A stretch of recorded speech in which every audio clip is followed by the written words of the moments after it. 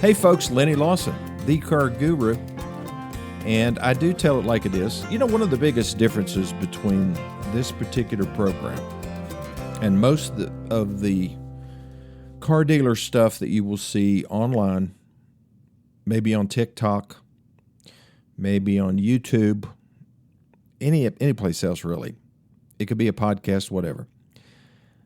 99.9% of those people on there are either salespeople, they were salespeople, they were managers, they worked in a car dealership, they are consumer advocates. I'm the only one that I know of that is actually a new car dealer. Not was a new car dealer, is a new car dealer currently. And as such, my goal is to, help other people make better decisions when it comes to their car life. Because in my 48-year career of doing this, I've seen pretty much everything. And doggone it, people need help. They really do.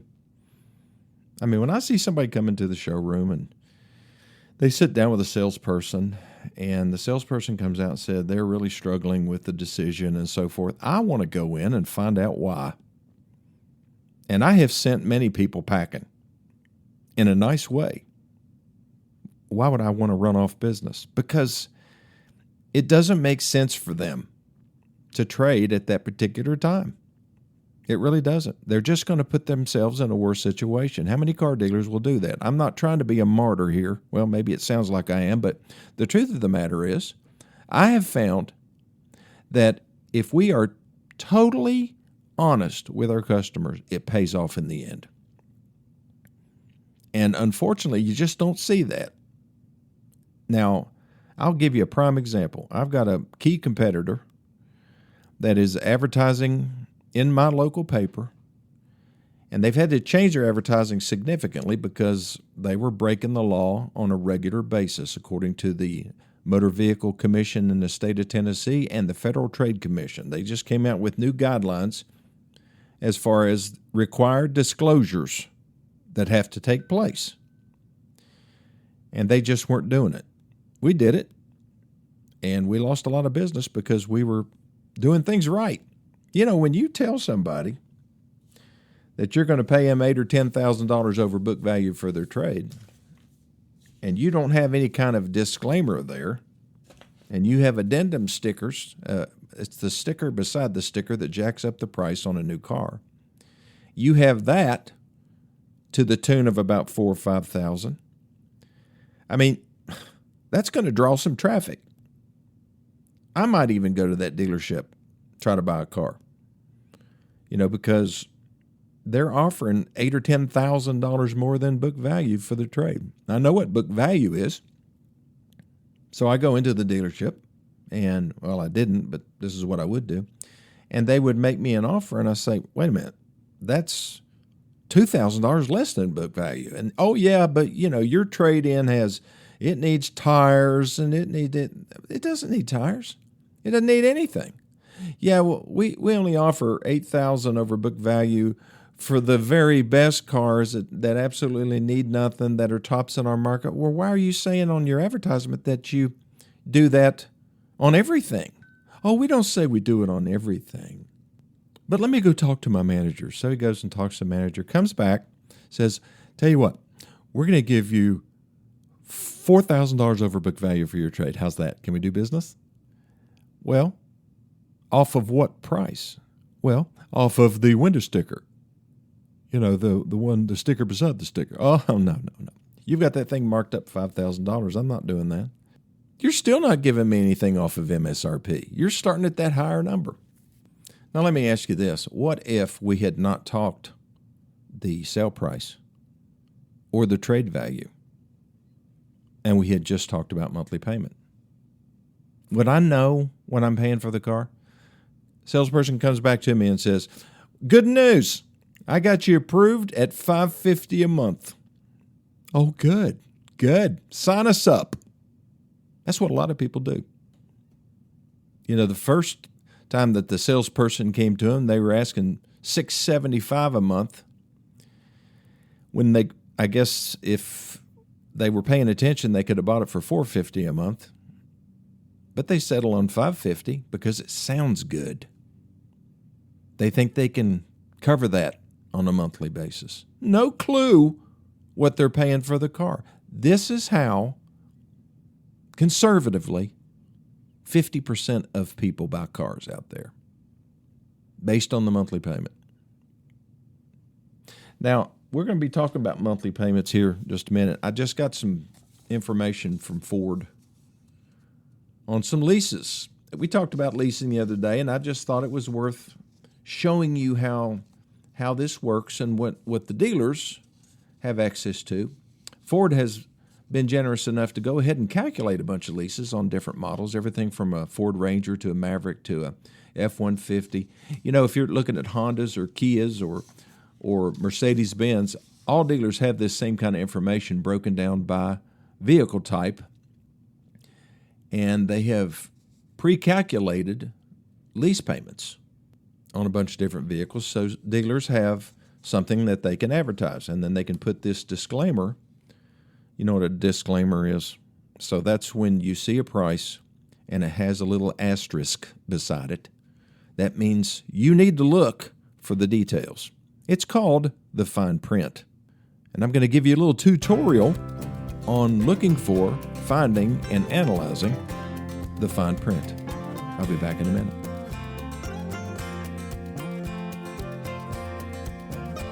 What the large print giveth, the fine print taketh away. Yep, I don't think that's in Proverbs. It sounds like it should be.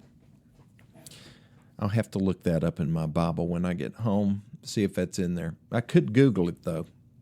But let's talk about fine print. What is it? Well, it's where you find out the real deal. You know, for example, here's a Mustang EcoBoost 2026 model with the 2.3-liter automatic transmission. MSRP is $44,523, and the selling price is $42,263. This is just an example that Ford has provided. I've got probably 20 different examples of different things that we sell. And this happens to be a relatively inexpensive Mustang. Doesn't sound inexpensive, does it? So what does this mean? This means that this particular deal with total money down out of the customer's pocket of $4,390, that they can have a monthly payment of $399 on a Mustang.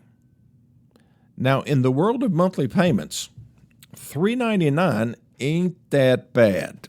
And this is for 36 months. Now, what are the other details that are important on a lease? Well, what can you buy it for at the end of the lease if you want it? What is the residual value? That's what you can actually purchase the vehicle for once the lease is over and done. In this case, the residual factor is 59% of the MSRP, or $26,270. So that's what you can, if you want to keep this Mustang, that's what you can buy it for. Now, you'll have to pay sales tax on that $26,270. And there could be another fee or two in there that they charge. That's why it's important to read the lease contract. And man, those are long documents. It's probably 18 inches long. Multiple copies. But $399 a month, not bad. Let me look at another one here. An Escape, Ford Escape. MSRP, $34,585. You can actually buy this thing for $32,852. That is the starting point, or what we call the capitalized cost of the lease. Customer down payment, $3,410. The residual is 48%, or $16,601. So that's what you can buy it for if you like it at the end of the lease. Most people won't, though. Unless it's just their circumstances have changed. Most people will just turn around and lease something else. What's the monthly payment on this one? $359 a month plus tax. You know what the average car payment is in this country right now on a new vehicle? It just hits $700 a month. On used vehicles, it's $550. And that's why terms are being extended to up to 96 months. That's a lot of months. And if you don't pay anything down and you decide 3 years from now you want out, your needs have changed, you won't be able to trade unless you come up with $15,000, $20,000, $25,000 in cash. Unless you go to a dealership that can cram you into a vehicle with the help of a very lenient lender. Some of them will loan in excess of 130% of MSRP. And what that's called is not just getting buried once, but getting buried twice. Because if you run into the same change of circumstances situation, you'll be trying to get out again, and you won't be able to. And then maybe you've built up a whole lot of credit card debt along with it. And then the only option is to file bankruptcy.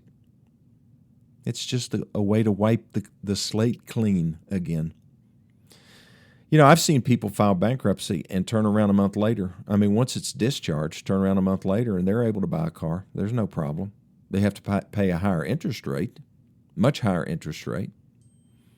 You know, and a lot of it depends on what they've done since. You know, have they cleaned up some other credit issues that weren't discharged on the bankruptcy? You know, these are all things that make a huge difference. What is your behavior when it comes to your finances and your installment credit or revolving credit? You know what the difference is? Revolving credit is a credit card. That's where your balance just stays out there and it's incurring interest, and sometimes you just pay the interest and just keep it going. Sometimes you pay a little bit on the balance, and interest goes down, interest rate stays the same. Now, what's installment credit? That's where you have a defined monthly payment, like on a car, or you buy a mattress. My wife and I like McAllister's. It's a deli, and we go there. We went there yesterday, as a matter of fact, had a nice lunch. It was freezing in that place. We were so uncomfortable. I asked the lady, is this cold in here? She looked at me and said, "You're just old." No, she didn't say that. She said, "Yeah, they keep it really cold." I said, "You could slaughter hogs in here." I don't think she got it. But, yeah, it was cold. But we really liked that place and decided to go out and eat in the car, though, because we were freezing. So we got into my Bronco, and I looked straight ahead, and there's a mattress store selling mattresses. 0% for 72 months on a mattress. Now, folks, if you have to finance a mattress for 72 months, you should probably just sleep in a sleeping bag. That can't be a good move. Of course, 0%, I mean, that's free money. There's one of my alarms going off. I swear, these Apple computers, my watch has been going off, my phone, there's another one. I just can't get ahead of this. How do you deactivate that? I feel like somebody just bought a new car trying to figure out the infotainment system. I mean, we have to spend probably 30 minutes just on the dashboard area when we sell a new vehicle to people. And sometimes that's not enough. They have to come back another day, which we're happy to do. I mean, when I first started selling cars, you just had to show them how to work the power windows and adjust the mirrors and maybe how to slide an 8-track, into the stereo system. That's about it. It was easy. It was a simpler time. I missed that. Okay, we got Cars and Coffee tomorrow at Gateway Ford in Greenville, Tennessee. And we do it every second Saturday. And really, it's just such a great time for me.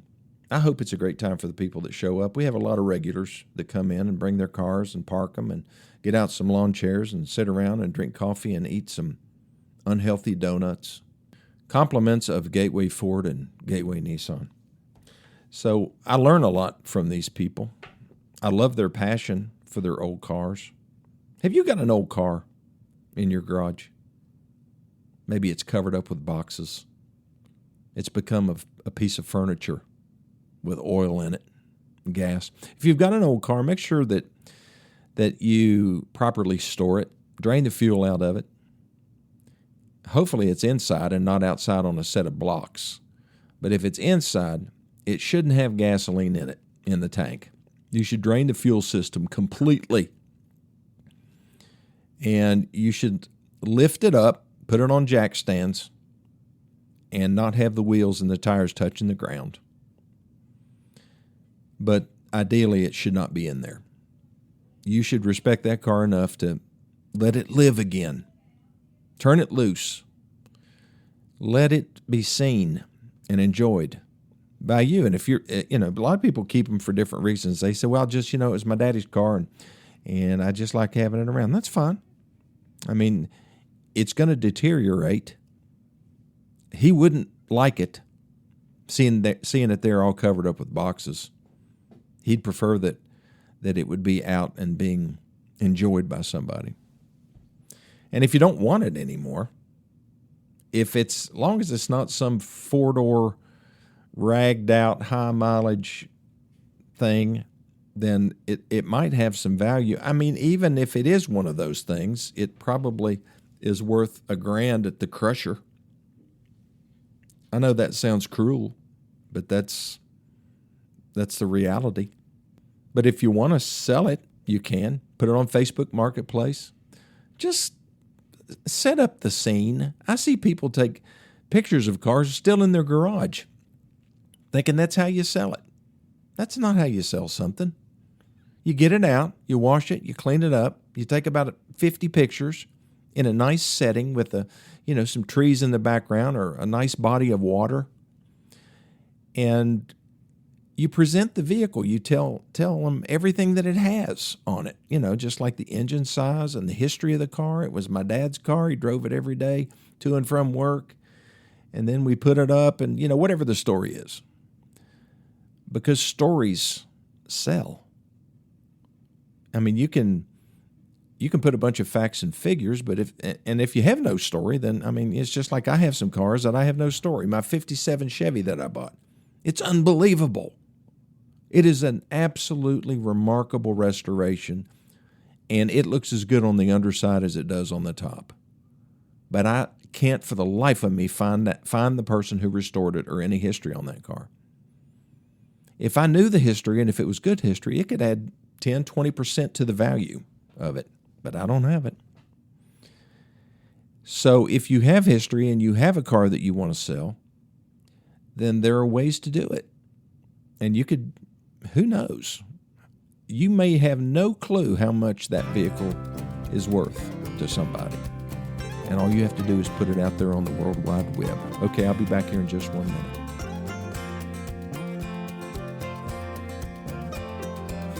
I was talking about history. The current car that you own, the one that maybe you're wanting to trade, the history of it matters too. How well have you maintained it?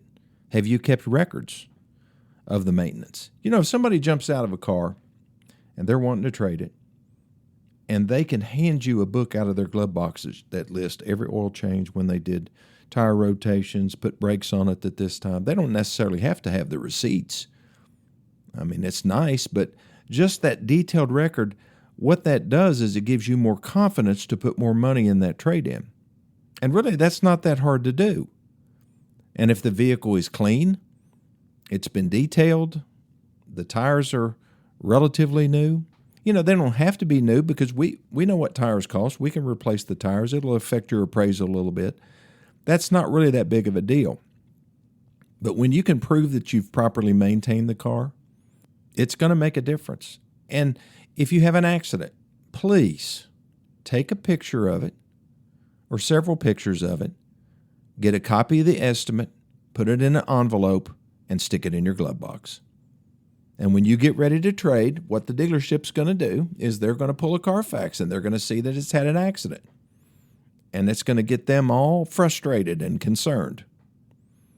And all you have to do is go get that envelope, open it up, take the picture out, and show them, well, I just hit a deer. It wasn't that bad. Oh, that's all the damage there was? Yeah, that's it. Here's the estimate of what it cost. They'll put the money in the car because now they know, and they can share that information with a prospect who's interested, who's also going to want to pull a Carfax So it just helps everybody be happy and get a better number for the vehicle. So do that. What else can you do? Well, most importantly is you can do the research and figure out what cars like yours are bringing on the open market. It doesn't matter what a book says. What matters is what cars like yours are advertised for online. Let's say that you have a 2020 Chevrolet Silverado extended cab, four-wheel drive with 100,000 miles on it. It has a Z71 package. It's got leather seats, and it's in decent condition. Just search for that same vehicle online. Go to Auto Trader. It'll pull up hundreds of them. And search for vehicles that have similar mileage to yours. And if they're being advertised by a dealer, the dealers do a lot of research before they post vehicles online because they want to be in the market. If they're priced too high, then the vehicle won't sell. When people search by price lots of times when they're online, they sort by price. And they want to see the lowest priced vehicles first, and they see have too many miles on them, then they'll keep scrolling up. You can do that same thing. Find your vehicle, cars like your vehicle, or trucks like your vehicle, and that'll give you an idea what your vehicle's worth. Now, is a car dealer going to give you that much for your car? No, because he's going to have markup, so you need to discount that number by about 10%, and that's close to what you can expect. If you really want to know what your vehicle's worth really accurately, then you just send the information to me, the VIN number, the trim packages that it has on it, the miles that it has. A couple pictures would be great so that I can give you a number what I would be willing to pay. And I'm a new car dealer with a twist. I do tell it like it is. Send that to me. My cell phone is 423-552-2020, or send it to my email at lennylawson2020@gmail.com. That's Lenny, L-E-N-N-I-E, Lawson, L-A-W-S-O-N, 2020@gmail.com. Okay, I'll see you next time.